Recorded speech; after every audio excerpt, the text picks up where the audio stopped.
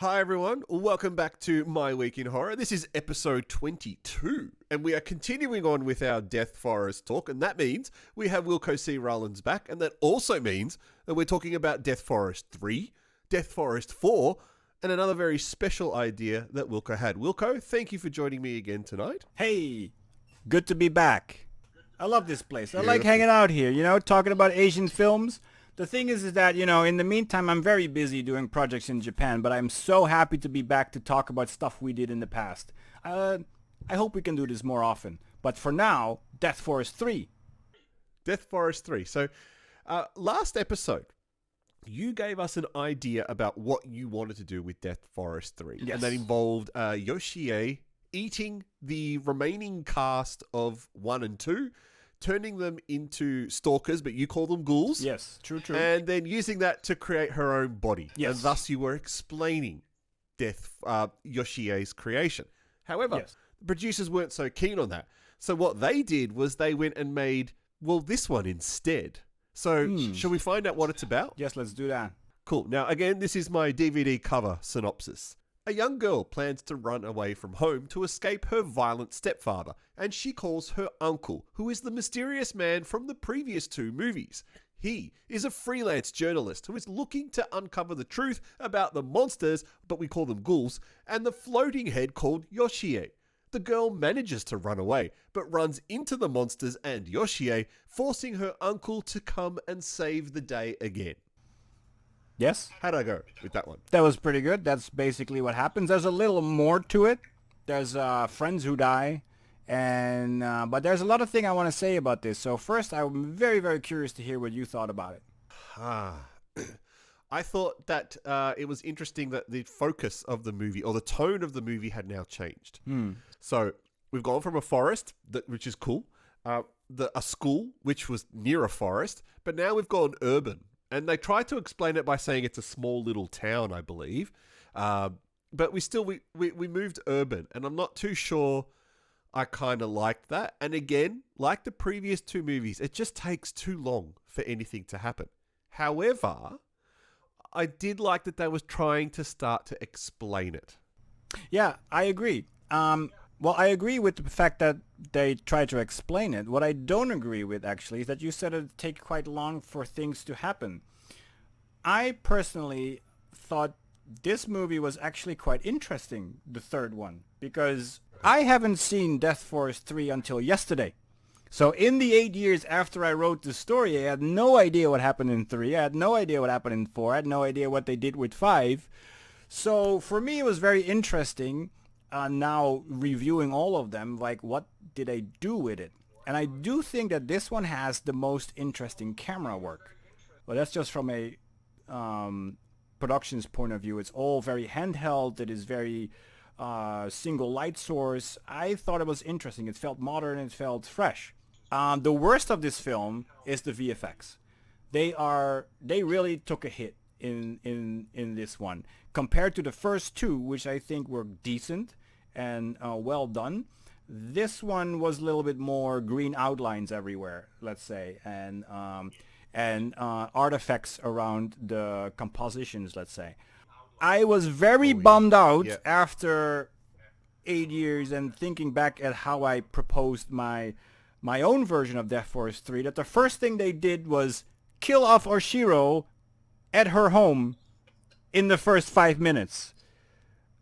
I am not saying I influenced anything at all. I do not want to add anything in. I just pitched it. I also don't believe I gave them the pitch deck, so they just heard it, and I don't think they did anything with it. However, it is pretty interesting that it starts in an urban environment and that Oshiro gets killed in the first 5 minutes, and also that they immediately start to try to explain what it is. So the investigation, well, it's not explanation, it's investigation. So they start investigating. And what I thought was good about this one in comparison to the first 2 is that they actually spend the entire running time doing that. So they started with the investigation. Then the ghouls and Yoshie show up very early on. So I felt it was more action-packed than the first 2. It was more story-driven. Plus they have a motif. They have a theme of domestic abuse. in this film, which is also like a interesting addition. So yeah, I thought that was actually I thought that was pretty good. However, what I did think that wasn't as good was the fact that the ending felt rushed. Because the ending was really, really cool. Because they had this gotcha moment. They actually, for the first time in the series, they actually used the light in an interesting way in order to outsmart Yoshie, let's say. And that's the moment that they run up this baseball field or whatever, sports field, and they basically command all the big sports lights to be switched on so that Yoshie would be caught in the lights and then she would disappear. And I thought that was a very interesting thing they did. However, they botched it because I know what they wanted to do. They went on the football field or the baseball field or whatever field it was, and then they gave the sign and they wanted to have all the lights go on. But the only thing we saw were two very small lights dim on. And I think that's where they kind of messed up that effect. But I saw what they were going for, so I'm afraid they rushed it, therefore didn't get the effect that they wanted. But I did see what they wanted to do, and I appreciated it. So I have to say that for me, I appreciated Death Force 3. Isn't that the charm of low-budget filmmaking, though, where you can do stuff like that? I think the charm is there when we talk about it. I think the biggest charm that there is that I can have a coffee or a drink or whatever, or sit with my best mates and talk about that scene and then talk about how it went wrong and then laugh about it and then still enjoy it, because I don't hate it. I appreciate it. I enjoy it. And I saw positivity in the third film. It's not where I want it to go, but I don't care. I am no longer part of the production team, or I never was. I am an audience. And as an audience, I am pleasantly surprised by 3. Do you think that some of the characters were very... I don't like using the phrase one-dimensional, but for example, the stepfather, the mother, they're very... She's a victim. He's a pretty violent asshole. And there's a... Isn't this is the one with the police officers, or is that part 4? Which is the one with the police officers? What did they do? Because I'm confused now. Which police officers? There's a female police officer that keeps kicking out the other guy out of the room. Gets really angry that someone's investigating. Wasn't it 5? Is that part 5? Yeah, that's Jesus the guy. Christ. They're all mixing together with me, Wilco. They're all mixed together. I think that was 5. That was the one where basically this old cop came in and wanted to interrogate that's right. Kazuki. Yes. That's 5. Yeah, that's for next episode. We won't talk about 5 yet. Okay. Yes. Yeah. And here I want to actually Rewind. add So, and also what I think is very interesting, because I saw the film for the first time now, yesterday. However, interestingly enough, when we made our films, Tokyo Homestay, Ouija Japan, when we did our project, the White Ship Project, which it all came out under the label of Culture Shock Japan, we had a bunch of directors that basically applied to make one of these 20K films for us. And one of them was the VFX artists of Death Force 3, 4, and 5. So that's very interesting, because that's very, very interesting. And he didn't end up to make one of the films, and it has nothing to do with him. His quality is great, and his idea was super good. It was more that we weren't looking for that idea. He wanted to make something like a psychological horror film, and we were really looking for something loud. I mean, look at Homestay. That's loud. We wanted to have something crazy. Ouija's crazy. So we chose slightly different projects. Therefore, his one wasn't the one we went for, but he had a cool idea, and it was super cool to see that he worked on 3, 4, and 5. And that was something I wanted to add, because that's the second point. So first, we went to the company who made Death Force 1 and 2 and 3 and 4 and 5. Although 5, debatable. We don't know if they made them, but made part 5. However, that we had the VFX artist of 3, 4, 5, apply for making one of the diamonds in the rough is an interesting detail I wanted to share. I'm not a fan of 3 and 4, to be honest. They kind of blended in together with me, with the whole investigation thing and the paranormal magazine thing and the guy who's trying to give the uncle a job. I believe that's actually part 4, where he's telling him to investigate, and the secret envelope. Yeah, these two, I don't know. That's 4. I didn't really. That is 4, isn't it? Yeah. Yes. These two didn't really appeal to me much. 3 and 4. Well, like I said, the first one had one word, is potential. The second one has the word the same. It's not 2 words. And the third one also has 2 words. For me, it's interesting presentation, and that's what I would give it. So what's your ghost rating, Dan? I said I can't give a movie 1 ghost because it's not Chinese. Uh-oh. So it's still, I actually don't really like this film at all. So I'm going to give it 1 ghost. Oh. But in regards to Death Forest ghosts, 1 ghost. I really didn't like it at all. All right. Well, then let's go on to number 4, which is my least favorite. Oh, well, I probably, this would be my second least favorite. So all right. The synopsis for part 4, and I'm going to be flat out honest with you. I had to quickly rewatch this movie this morning because I could not remember a single damn thing about it. It had been about a week and a half since I watched it. And I will tell you, I saw it yesterday, and I don't have to remember what happened. Oh, good. Hopefully that means it's a quick one. All right, yes. So this is part 4. The uncle from the first 3 movies continues on his quest to find out the truth about Yoshie and the monsters, but we call them ghouls. This leads him to a strange nursing home where a crazed man lives, believed to be Yoshie's real-life husband. This sets him further down the rabbit hole, with his niece and a few others not far behind him. Well, like I said, was I? Well, I don't remember half of it, so you're probably pretty on the nose.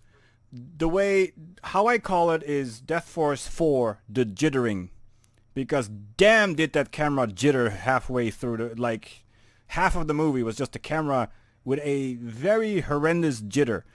It was not even a shake. It was a jitter. It was like if you have a camera and you zoom in very, very, you zoom in very far, but then you try to keep it steady with your hands without having a stabilizer. That's the jitter this film had. It looked like they actually shot it on film and it didn't go through the gate properly, and it actually was, they had a faulty projector, but it wasn't. It's digital.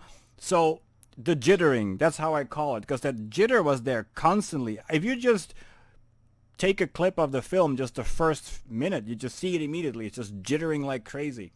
Plus, of course, this movie explains absolutely nothing. But there is one silver lining, and that this movie had a impressively high body count. That's what I remember. At the end, there were so many characters being killed off. And then, let's not forget that this 4th one, in a way, is the last movie. Because they give it an ending. Because they give it an ending. And the ending is that they give Yoshie a Freddy Krueger treatment. With other words, nothing will happen, and they will disappear if we just forget about them. And that was kind of the ending of this 4-movie franchise, is that the Kazuki, the survivor in all 4 films, tried to negotiate with the old lady to stop, to have everything disappear. That let's not do this again. Please stop killing. And then he also noticed that they have a picture of Yoshie, but then he also crumbled the picture up because he's trying to say, this is not even Yoshie. So what did the company do after I asked them with a pitch to, hey, this is an explanation? Not only did they decide not to explain it in 3 and 4, they decided to never explain it, and that we cannot explain it, and what we have for explanation is probably wrong anyway, so the only thing that we can do is simply forget about it. And at the end, he decides to run away. I thought he was going to run towards Yoshie in order to have a final fight, or in what I thought, hey, maybe they got to dig up her body, but, that was my version. But no, he decided to run away and hide, and that's how he was going to stop it. So that was the ending. So the ending of part 4 technically is the ending of Death Force. with explain nothing, just forget about it. Ain't that some shit? So then did I understand the movie wrong? Because I always thought that Yoshi was created because the man that she married in real life was violent to her and killed her, and she turned into this horrible monster. Wasn't that what the story was about? I was very confused because first the guy dies, then they say he's not dead at all, and then all of a sudden he's in this hospital. Yeah, and then I'm very confused by this movie, but I also know that at one point, especially Kazuki, who's trying to investigate this, went crazy because he kind of discovered that everything he learned is not true anyway. So it could also be that the entire father story is not true, or the husband story is not true. Yoshie is not Yoshie, so maybe the story doesn't belong to her, because that happened to the woman in the photo. But then he said the woman in the photo is not Yoshie. So it is something. You got all of that from that shitty subtitle. I got that from the shitty subtitle and a partner who speaks Japanese. Oh, that probably made sense because the subtitles were fucking horrendous. And because I can tell you at the end of the film, I generally thought, because he was looking at the mountain. Oh, by the way, another thing before I say that, because this has relevance to the ending. What did you think from all the dolphin sounds that they gave to Yoshie and the stalkers? I don't remember them. The first two movies, they had no sound. They had no call, let's say. They were just silent and they killed. Well, though, the stalkers had some growling effect. But they gave Yoshie this dolphin sound. And she made this weird high-pitched sound that you hear like in the distance. Well, anyway, so at the ending, I see him look at a mountain. Yes. Yep. Yeah, right? And then at the ending... I remember that, yes. Yeah, they make these weird sounds, and at the end, he's standing there looking at the mountain. He hears the high-pitched weird dolphin sound, and then he decides to...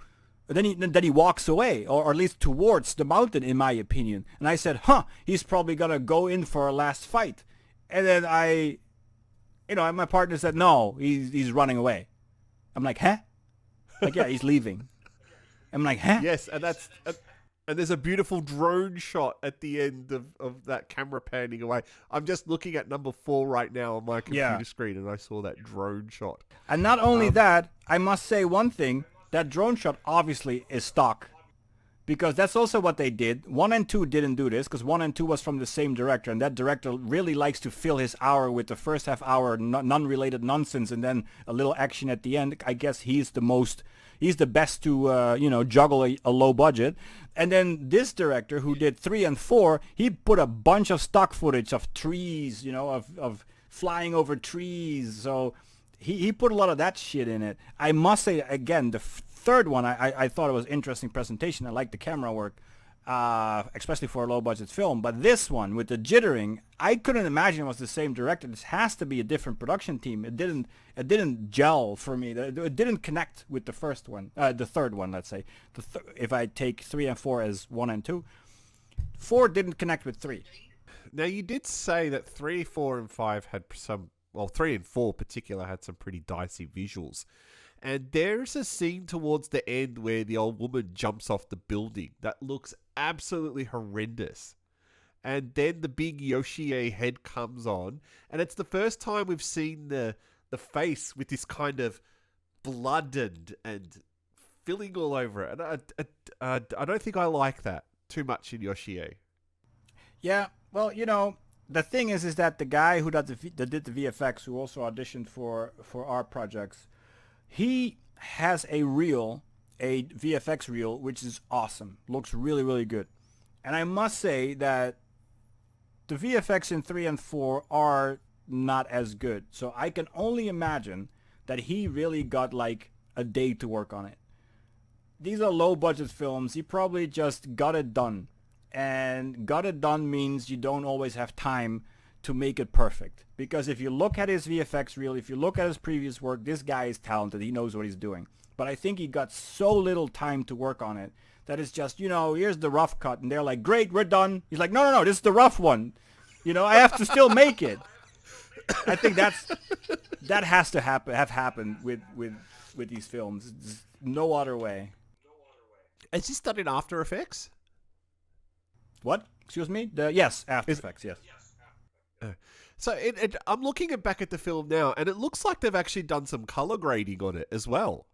That's true, but definitely color grading on this, all the films, because... Yeah. But, however, I had this discussion today.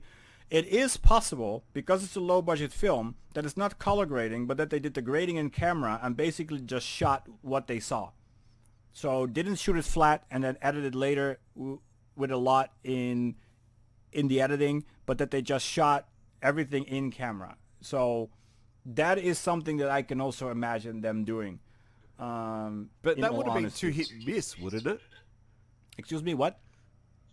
That would have been very hit and miss. There would have been big chances of being inconsistent with that. Well, of course you kind of... you shoot it in camera, you shoot what you have, so you know what you have. And then in the edit, the only thing you do is you have two shots that follow each other. If they don't match, you kind of tweak it. But you don't have to do the color grading in the whole thing from start to finish. Which you have more control, which you can perfect it. However, it also takes time, and time costs money. So I do think that they skip that step. But with this type of filmmaking, what I always have is that because you're shooting very quickly, you don't have a lot of time for setups, you also make what I call accidental good shots. You know, because you shoot everything. It is not that you have like a mistaken bad shot because you're just aiming for decent across the board. No, because you're just shooting and doing whatever, because of the lighting, because of the natural lighting, because of the sunset, whatever the element is you're not controlling, by accident you have a few beautiful shots. And I did see a few beautiful shots in these films. In the first four. And I'm looking at one of them now. There's some great camera angles as well, where they've just they've actually used scenery to their strength as in the shot. And they must have used some pretty decent lenses, because there's a couple of shots with some very nice focus and a bit of bokeh in the background that look really good. So they've put a bit of effort into this. Doesn't quite save the film. I think that there are some great accidental shots. In my opinion, they're all accidental. I think 5 is more deliberate. I think in 1 to 4, it's mostly accidental. Because it's not consistent. If it was deliberate, it would be consistent over the entire film, but it's just a few shots here and there. What I liked mostly about the third one was really how they used basically all single source lights to light all their scenes, and that just gives an extra, it's something I personally enjoy. So, but for 4, I must say 4 is my least favorite. Fair enough, but I'm going to give him a thumbs up. I am going to give him a thumbs up for the green screening in the driving scenes. They actually that's better. Look pretty decent. Those are better than 3. The feathering, the feathering around the hair looks terrific. So I'm going to give him a thumbs up for that. That green screening, very well done. Yeah, in the car, it's better in the 4th than the 3rd. So I really think in the 3rd he had even less time. He only gave them like the draft versions, and then they say, "Great, done, let's go." This 4th one, I will say, the first closure, forget about it. That's my rating for this film, forget about it. Well, speaking about forgetting about it, it seems like this other thing was forgotten about because you had another pitch, I believe. Is that correct? That is true, and I forgot about this as well. I remember that we pitched 3 to the company who made these films. And at one point, as Max Mirai Films, we were doing a lot of Chinese films. We were doing a lot of line production, local Japanese line production for Chinese films. For instance, for films like Herman Yao, the 77 Heartbreaks, we talked about that in a live show. While making these films, we had an idea to, hey, we could actually make a very entertaining, and of course, at that moment for me, everything I was thinking about, how about Death Forest? So we had an idea to make a comedic version of Death Forest, a Chinese, Western, Japanese co-production of Death Forest. And for that, I have a slightly better looking presentation than the one we had for Death Forest 3, because that was internal, had a lot of more economics in it, which is not that interesting for our viewer. But Death Forest, the Chinese and Western characters X Japanese horror. Intense survival horror with Japanese monsters. This presentation is especially cool if we go through it because it gives a little bit more insight. It gives a little bit more insight on how a proposal works, especially in Japan. First, we have a bunch of, first we have the index, so we're going to skip that. Here is the director statement. I'll leave that on the screen for 10 seconds. If you want to read it, please pause the video. I will not read this out loud. It is authentic. I meant it when I wrote it, but if I read it back, it's a little, yeah, how do we call it? It's a little There's thick. one line that made me laugh in this. Which line Do you know what it is? Yeah, please tell me. Yep. This movie will make China move forward into the field of Japanese horror. Okay. I sat there and thought, brother, you know that's not going to happen. But I loved your attempt to try it. Let's just say that this is a very, very, what is the word?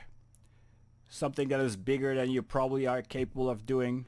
Ambitious. Ambitious, exactly. It's a very ambitious project, and also that's maybe even also the best way to describe what I wrote here in 2016. A very ambitious opening of a lot of ideas I had that I wasn't really knowledged about knowledge is the wrong word.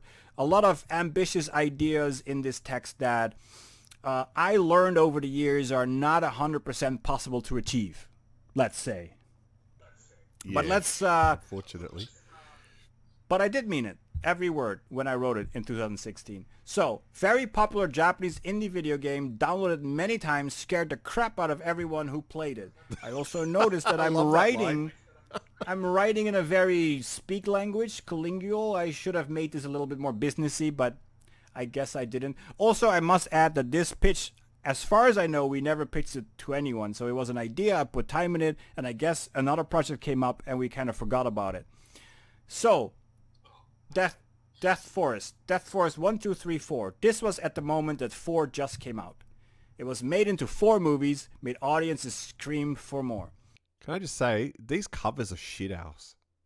They're shithouse, but they are very iconic in a way. I think the 3 is maybe the best, but they have a style. They do, it's Death Forest, and they are like in the DVD shop. Just like this, in the rental shop. They used the same photo for Yoshie on 1 and 2. They've just flipped her over. Yeah? Yeah. They did. Yeah, you're right. 100%. This is... And, I want you to also to take this in. Look at these posters. This is kind of the quality of these level type of films in Japan. Because if they go to the West, we give them a cool... Look at Asylum. Asylum has perfectly great posters. They have like great visuals for their posters. Japan gives these type of posters for these type of films, for this type of budget. It is very quickly copy-paste together with a little less effort and a little less... I don't know. I say that, I'm probably insulting the Japanese industry because for them this is awesome. For them this sells. For them this is what makes them money. It won't work in the West, but we have different tastes and different things we focus on. If I go to the next slide, you'll see it's all in Japanese, but here you see what people do in Japan to get things made. Here they talk about the success of 1 and 2, but they also keep referencing to the fact that the original creator of the video game, his name is Kaz, that he had more than 100 million views for all the playthroughs of his game, because this is based on the success of a free-to-play game on the Japanese market, of a guy who just made a free-to-play game, which basically was Yoshie and a few side characters that stalked you. It's very granny-like. It's very... You basically have to run from them and hide. You cannot fight them. And then in the meantime, you have to do a puzzle. So I don't know if you're familiar with the games, the Granny, the mobile game, or with Puppet Combo, who make all these Halloween type games where you have to run away from the killer. Actually, maybe more popular games like Clock Tower, or what's that unofficial 4th Clock Tower, Hunting Ground on the PS2. Those type of games where you don't fight the enemy, but you have to run away from them. That's what it was. It was a free-to-play independent game where you're being stalked by monsters and you have to run away from them. You cannot fight them. And in the meantime, you kind of have to gather all the materials for your little scooter, because your scooter is missing parts, and you have to find those parts in the woods and then put your scooter back together and then drive away. Before, of course, you get killed by any of the monsters in the game. But when that game came out in 2014, it had more than all the walkthroughs that were made with the game. That game was scaring people like left and right. Every time when there was somebody playing that game, all these playthroughs, they were jump scaring. You know, there was like screaming, and there was like all hype around that game because it was so scary. And everyone who played it was always just screaming in the camera like, "Ah, Yoshie is here," or you know, a stalker was behind them. So it was a very popular activity for the kids to watch all these walkthroughs. Especially for this game. So they had more like 100 million views or some shit altogether for all the walkthroughs. Wow. All the playthroughs. And that made them make the first movie in 2015. And if you go to the next slide, you see that it has all kinds of press releases about the film. And then actually the first films did very, very well in the rental circuit, because these go straight to the rental circuit. They did very, very well.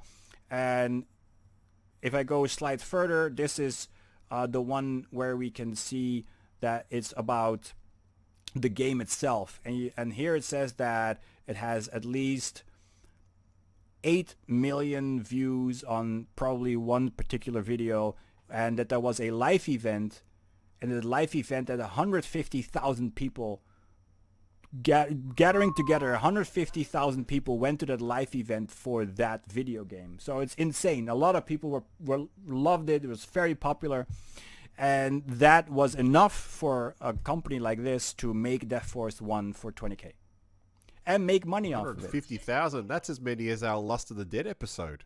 Exactly. If we get that, yeah. So which means we have to make a film of Lust of the Dead. Wait a minute. No, we have to make a film about raiding Lust of the Dead. Well, anyway. Just two fat nerds talking about the film. Great. If we go to unique selling points, what I wanted to achieve here was a combination between China, Japan, and the West. China, the Chinese market is lusting for Japanese IPs and is in need of horror movies for the local market. I was laying it on a little thick. That couldn't be more true if you tried. That is 100% true. Yep. Japan. The Japanese audience loves to see their culture experienced by outsiders, which is 100% true. It will be interesting for the Japanese to see foreigners deal with Japanese horror. Every time when we go to, because this also comes from every time when we go to a producer with a pitch of our own, not Death Force, but other projects, they always like to come back to the idea of, Japanese experience, Western people experiencing Japanese horror. Very interesting. They like to see that. They like to see us react to their subcultural things, to their horror, to their monsters, to their yokai, to their horror situations, even to their subcultures, to their manga, anime. They love us reacting to it. It kind of validates them, let's say, or their work. Oh, cool. And then the Western market is always lusting for horror movies, big, small, no budget. It's not even important if any famous people are involved. Horror always sells. Audience just needs a Western actor to identify with, which is 50% true. However, in the current market, maybe not as much. Now it's all about famous people matter. But I digress. Yeah. So the concept was Japanese horror, to combine it with Chinese fantasy, with Western storytelling. And that would bring us to Chinese actors in Japanese horror. And I was seeing these 3 Chinese lead characters as comedic characters, as in Lost in Thailand and the other films in the Lost franchise. And then... Could I just say, if you'd have got those 3 actors that are in that poster, you would have been an instant hit in China.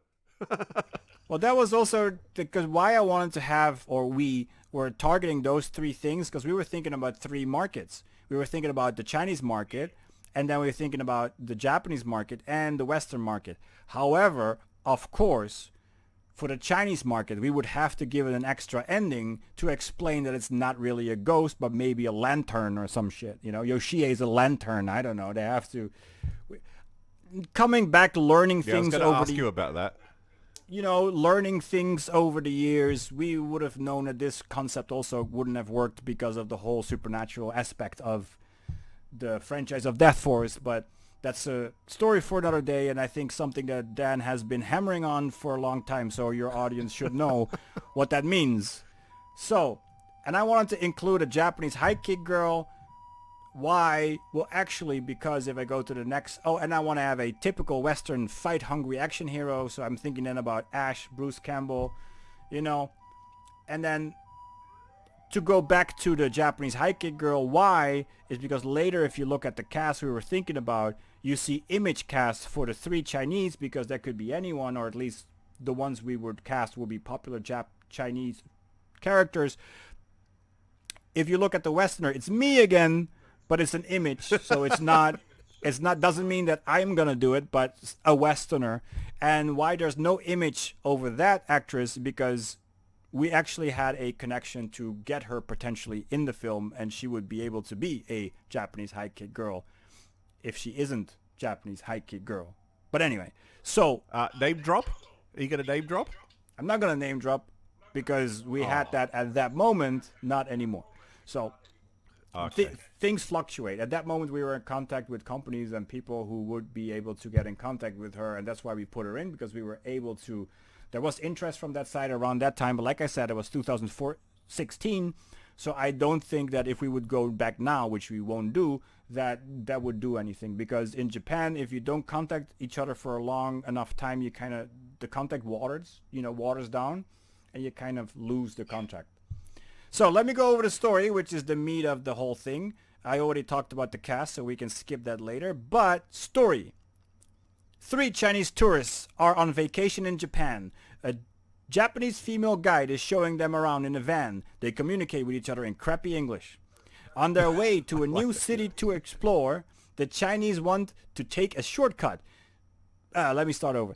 On their way to a new city to explore, the Chinese want to take a shortcut they heard about, and the guide drives the van into the forest.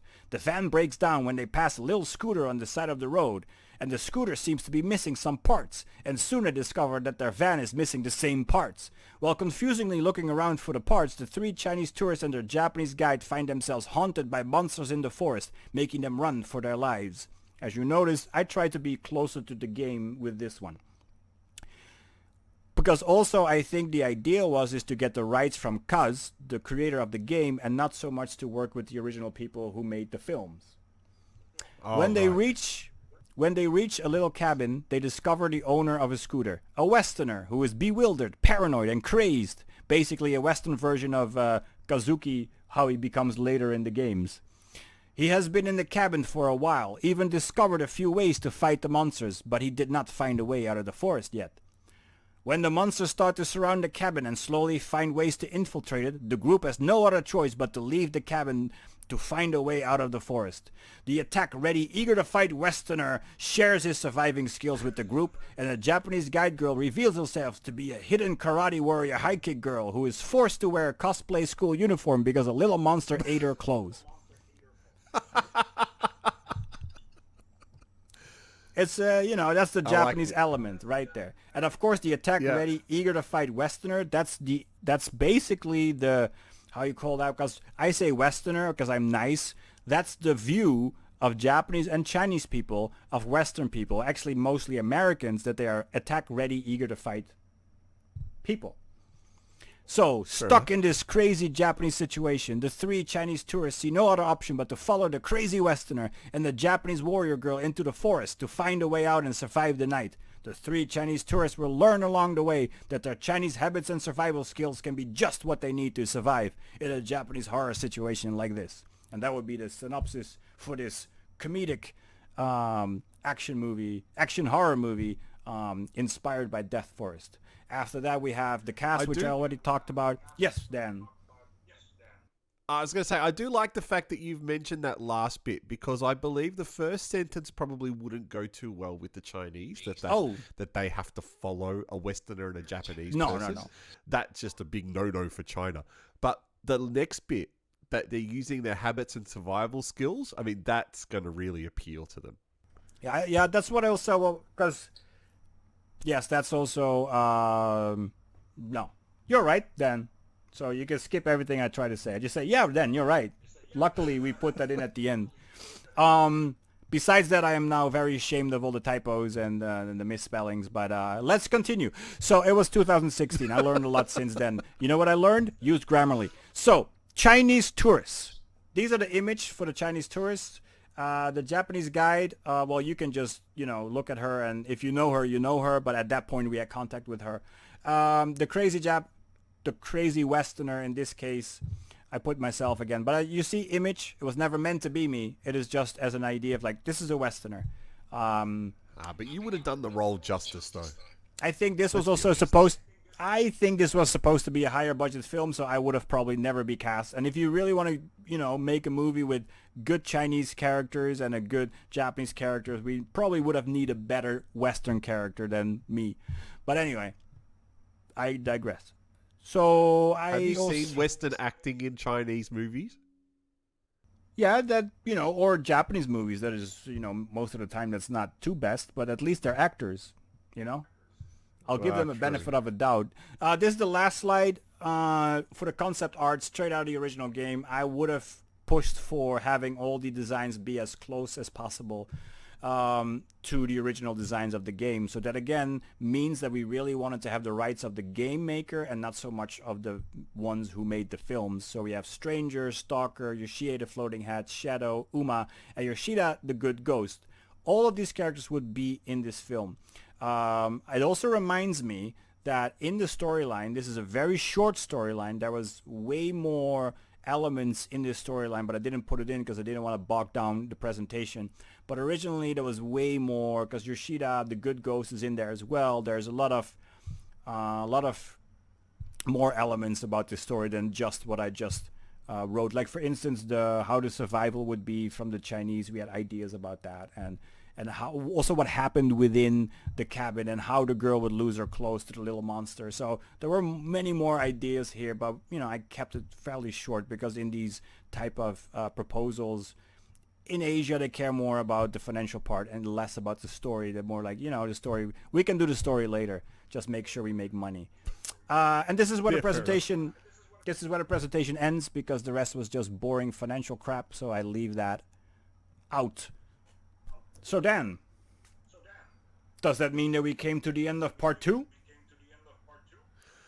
No, not quite yet, because I do want to talk a little bit about your proposal. Because I love the idea of it for the simple fact is that I would have liked to have seen something Chinese with it. Now, you know my love of Chinese horror films. Yes, well, I have an idea because you seem to have made thousands of videos about it.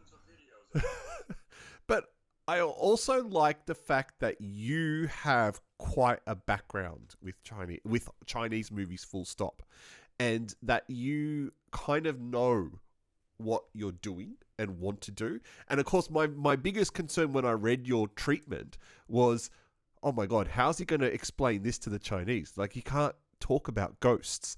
So I realized that, you would have had in the back of your mind, oh my God, I have to figure out how to end this so that I can actually release this film.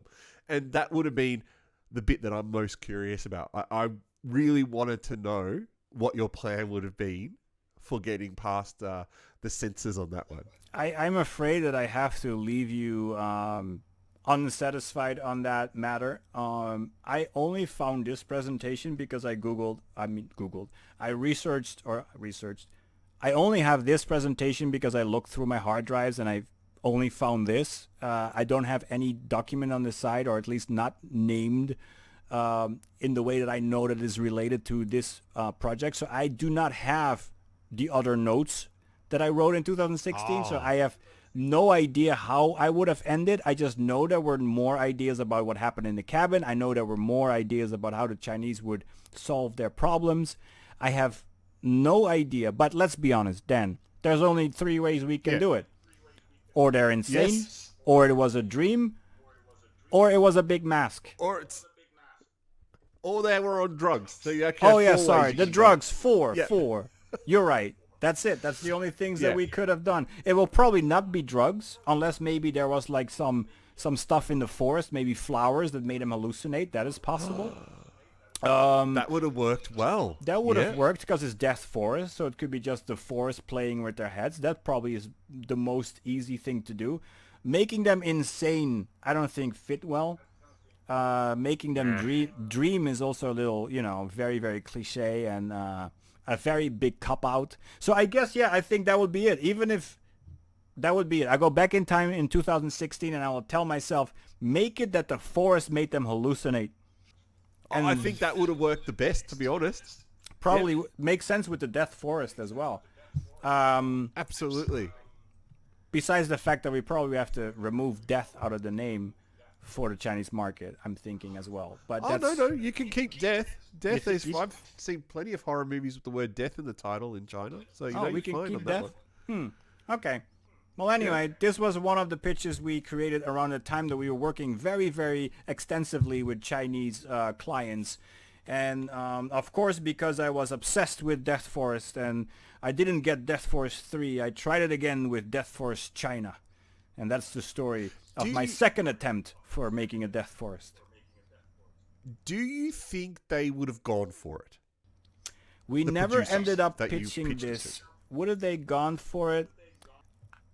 Well, yes. Well, depends on who I talk to first. If you ask me now, what I know now, if I would go back and I will do it again with what I know now, I wouldn't go to that company first. Actually, like I said earlier, I wouldn't go to that company at all.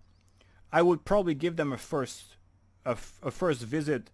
Let's just say they wouldn't be the first I try to visit to make the film. I would try to go first to China, then I would probably go try to get Western company involved, and the Japanese company would just be us. Or if we would want to work with them, they would just give them the opportunity to reject it. Let's say. They can still go for it, but we would at least ask them to do it because they made the originals. But we would be fine too if they would say no because they said no before, to go to a different company. Because as far as I remember, and I look at the presentation, we didn't want to work with that company who made the Death Force films necessarily, but we wanted to have the rights from the original, from the original game creator. Yeah, okay. Only because part of me is reminded that a lot of Chinese filmmakers don't tend to care about rights. And I'm thinking in the top of my head, Bunshin Saba versus Sadako, that you probably could have just done a Death Forest adjacent film. Oh, that's true. But then it wouldn't be... Okay, well, you're correct. But in that way, we wouldn't have a China/Western/Japanese. Then we would have just gone to China and make a Chinese version. That's still a possibility. Yeah, okay. But we wanted to have, because we are in Japan and we are a Japanese company, we did want to have the Japanese element involved, and then we cannot do that. It's like, because then the rights become an issue. But good idea. So, well, hey, sometimes I have good ideas, believe it or not. So, I think that brings us to the end of episode 2, where we looked at Death Forest 3, 4, and the awesome proposal for the Chinese version of Death never Forest. happened. Never happened. But never say never, because we're all still alive and anything could happen. And someone might watch this and go, "Hey, I'm going to get in contact with that man and throw $20,000 his way and get this made." Never know. But we have one more episode to do. And that's where we're going to look at Death Forest 5, but also another special surprise that you've got for us as well, I believe. Well, so let's... Yes? Death Forest 5, and after that, it is going to be the conclusion of the Death Forest trilogy that never got made, when I will tell you about the Death Forest remake we wanted to do. That's what's got me a little bit interesting. So I do like the fact that all of these episodes so far have a little bit of a culture shock Tokyo Japan twist to it. That's been actually really good. So we're going to say goodnight from this episode 22, and we'll catch you next time on episode 23. See you later, everyone. Till the next time.